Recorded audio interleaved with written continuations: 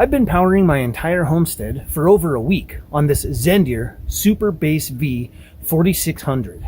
The 4600 here has never died, and I've even had, I had my SunGold Power in there, the unit with my own battery bank and all that stuff, and it never got me all the way through the night. And so the systems have just gradually improved so much that this is a really good option, even for running a pretty full out homestead. You can see right now I have an output of between 50 and 100 watts, and only 61 watts are coming in so far because it's first thing in the morning. 23% charge still left in the battery, and as soon as the sun comes up, this will bump up. The input will bump clear up to around 1500 watts of input, and it won't take long at all to fully charge this unit.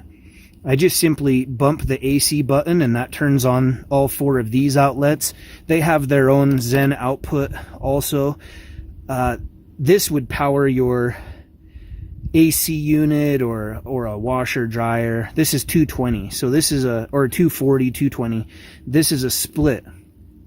You've got all your other plugs right here that are pretty standard.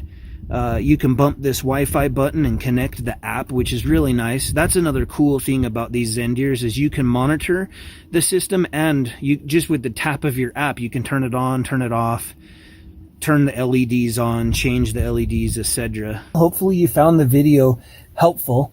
This video is sponsored by Zendir. I've really enjoyed working with them. They've had great customer service, and the product has been amazing. They do have a great warranty. Check out their website and do your own research.